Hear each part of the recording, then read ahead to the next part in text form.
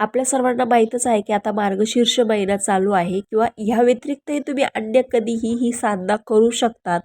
जेव्हा कधी हा व्हिडिओ बघाल तेव्हा.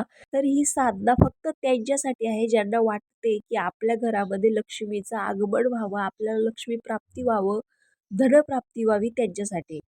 तर चला सुरुवात करूया व्हिडिओला. या साधनेसाठी सर्वोत्तम वेळ कोणती? शास्त्रानुसार ब्रह्ममुहूर्त हा काळ आध्यात्मिक सात्विक साधनेसाठी शुभ मानला जातो. परंतु जर तंत्र साधनेसाठी करायचं असेल तर संध्याकाळ किंवा मध्यरात्र याची शिफारस केलेली वेळ असू शकते. तुमच्या ॲडजस्टमेंटनुसार तुम्हाला एक परफेक्ट वेळ ठरवायची आहे.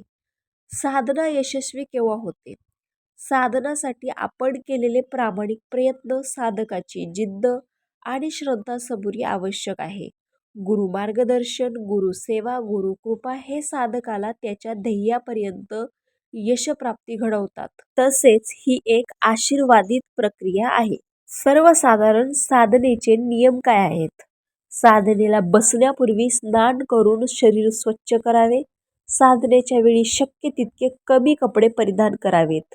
म्हणजे पुरुष असेल तर त्याने लुंगीवर आणि आपापल्या सोयीनुसार वस्त्र परिधान करायचे आहे. साधकाने साधनेसाठी एक मोकळी एकांत जागा शोधावी जिथे वातावरण शांत असेल.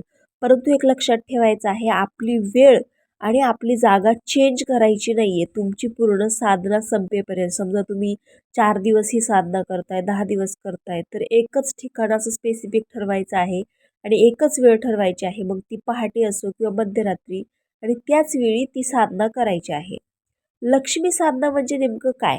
संपत्ती, समृद्धी आणि विपुलतेची देवी श्री लक्ष्मीसाठी साधना, तिच्या आशीर्वादासाठी भक्ती पद्धती, विधी आणि ध्यान यांचा समावेश यात होतो.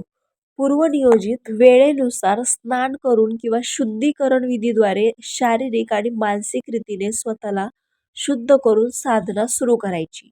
हे ग्रहणशील आणि शुद्ध मनाची स्थिती निर्माण करण्यास मदत करते. देवी श्री लक्ष्मीला समर्पित पवित्र जागा किंवा वेदी तयार करा.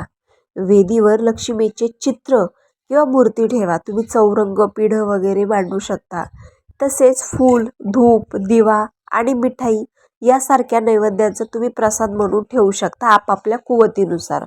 तसेच लक्ष्मी स्वरूप लाल हळद म्हणजेच कुकवी याचे देखील ह्या लक्ष्मी पूजनामध्ये पूजन केल्यास अत्यंत फलदायी असे तुम्हाला फळ मिळतात.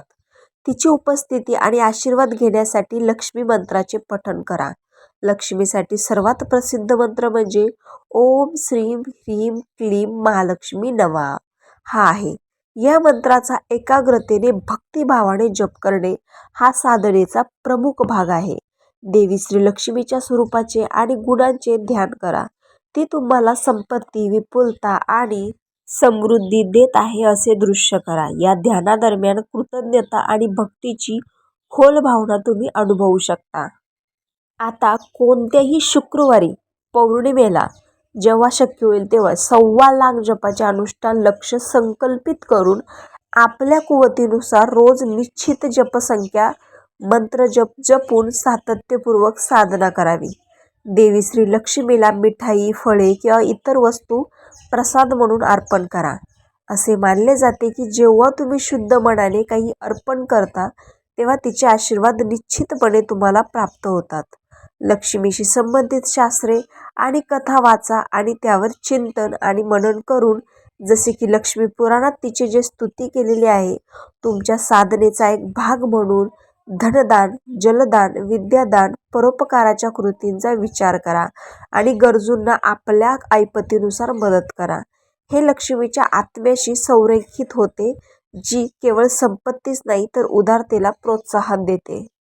तुमच्या या संपूर्ण साधनेदरम्यान भौतिक आणि आध्यात्मिक समृद्धीसाठी तसेच तुमच्या कुटुंबाच्या कल्याणासाठी लक्ष्मी देवीचे आशीर्वाद मनापासून घ्या.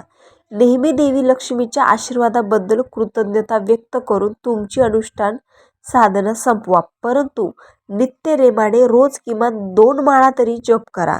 जमल्यास आपल्या कुवतीनुसार लक्ष्मी याग करा. लक्ष्मी साधनेकडे प्रामाणिकपणाने, भक्तीने आणि शुद्ध अंतःकरणाने जाणे महत्त्वाचे आहे. मनात कुठल्याही प्रकारची शंका ठेवू नका की असं केलं तर होईल का वगैरे वगैरे. मनात तसा भाव पाहिजे. भौतिक संपत्ती शोधणे हा या प्रथेचा एक सामान्य पैलू असला तरी हिंदू अध्यात्मात संपत्तीचे सखोल महत्त्व समजून घेणे देखील आवश्यक आहे, ज्यामध्ये आध्यात्मिक आणि आंतरिक समृद्धीचा समावेश आहे. रामकृष्ण हरी.